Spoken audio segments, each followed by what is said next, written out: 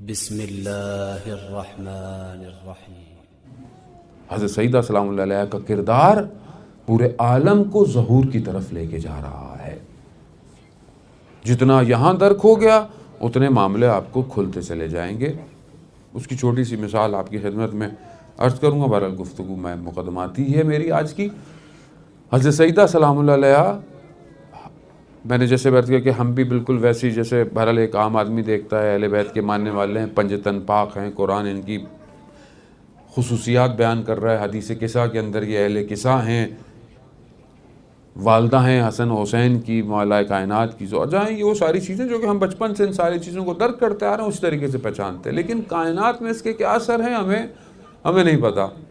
ये राज कैसा है, ये क्या होता है नहीं पता। जब एक दफ़ा काफ़ी साल पहले तौफीक हुई, ये जो 8 साल इराक की जंग रही उस जगह जाने की, तो वहाँ पर उस जगह पर जहाँ पर ये इतने अरसे रहे, तो वहाँ बहुत सारे अक्सर आप जाएँ तो वहाँ पे लोग बयान करते हैं, वाक़यात बयान करते हैं। तो वहाँ हमने परचम देखे जो अलम लगे हुए थे हर जगह, वो एक ही नाम लिखा हुआ, या फ़ातिमा तो ज़हरा।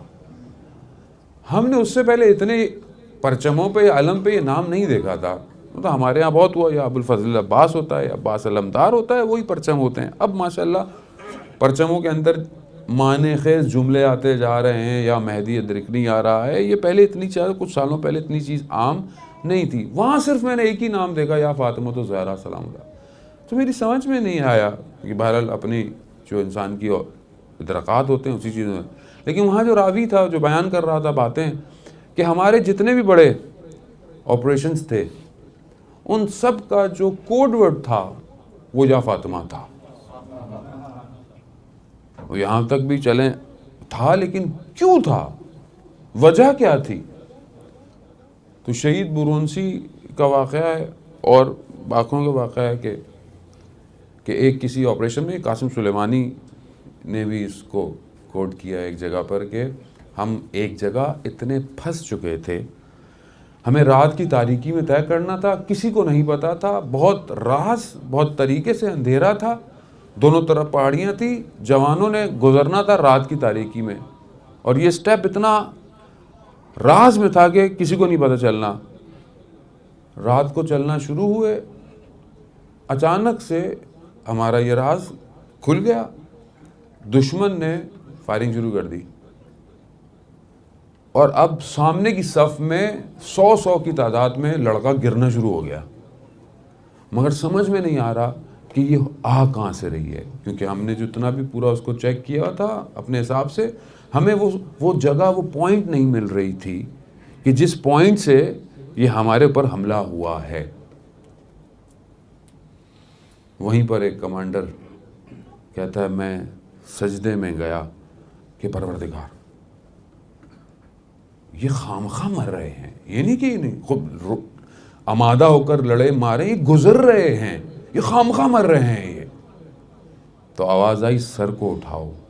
यहाँ तवस्सुल था हज़रत सैयदा से उस जवान का, कहा सर को उठाओ। जब सर को उठाया खाक से, तो उस खाक में कुछ डिजिट रखे हुए थे।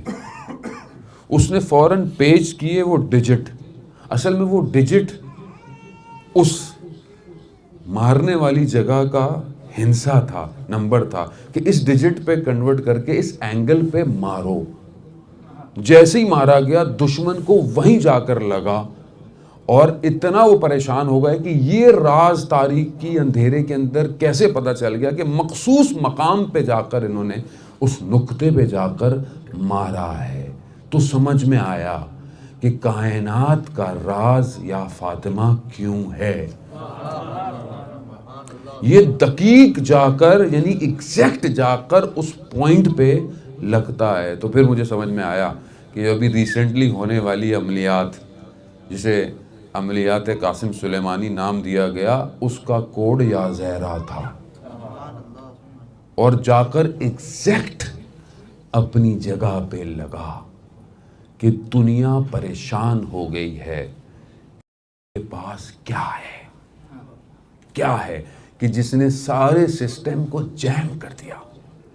असल लगने का मसला नहीं था, लगना तो था ही सही, मसला ये था कि पता नहीं चला लगा कैसे है। किसी दुश्मन को जब चोट लगती है ना, उसको पता होता है कि उसने हरकत की होती है, उसको पता है कि रिबाउंड आएगा, लेकिन बगैर पता चले लग जाए, और वो भी दुश्मन जो अपने आप को बहुत बड़ा कहता हो, उसके लिए बहुत दर्दनाक है।